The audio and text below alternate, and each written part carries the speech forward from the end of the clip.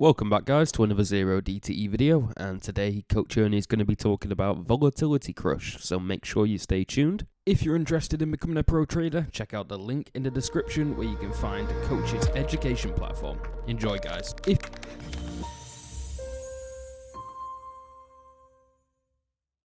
Can you explain a little bit or go into a little further detail with the big ass fly and the volatility crush? I understand that in anticipation of important reports, volatility is going to go up. What is it that you mean by the volatility crush? When volatility rises, that has the effect of inflating premium on an asset, on an options contract. From our point of view, if you're going to use the big ass fly or the poor man's straddle as a gauge of IV, the higher it rises up, as it rises up, that is an indication of rising IV, rising volatility. In other words, then the debit price is going down. So the fly is rising up relative to the zero line and giving you lower debit price. It is like the most pure indicator of rising IV.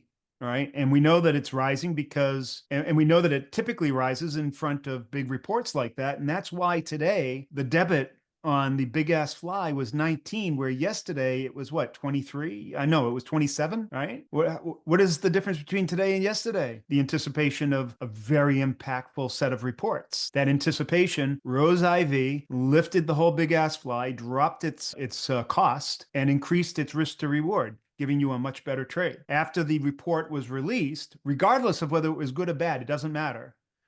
That volatility crushes. When that happens, all of the premium that was inflated gets deflated. That deflation, it makes a rapid rise in the value of your fly. Does that make sense, Jerry? Yeah.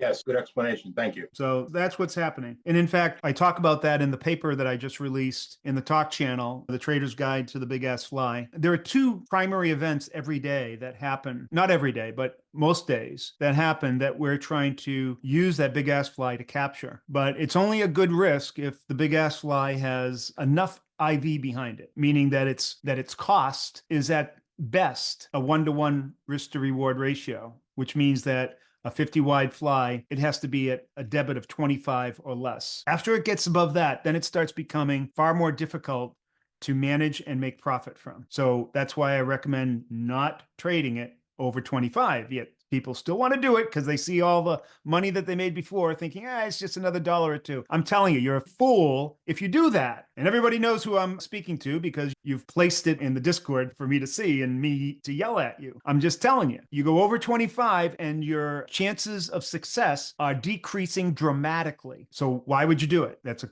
rhetorical question. You shouldn't, all right? So there are two events that we're typically looking for, or one situation, one criteria is that it's 25 or under, meaning that IV has been elevated and we have a good risk to reward situation. And the more IV is elevated, the better the situation is. The two events we're looking for are both involving volatility crush. One that happens after economic reports are released. And the more impactful the economic report, the more volatility crush that you're going to experience, like today. And then the second one is the normal volatility crush that you see every morning session near the end of the morning session, usually somewhere between 10:30 and 12:30. There is a drop off on IV every day because volatility in general, when the market opens, if you were to look at the average over every day ever, IV when the market opens tends to be somewhat elevated, and then it drops off as the morning session progresses, unless there's some other anticipated event coming later in that day, like a Fed announcement or something.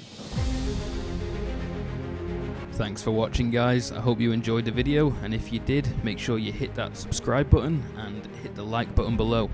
If there's any questions that you might have for Coach Ernie, make sure you leave them in the comment section. Thanks guys.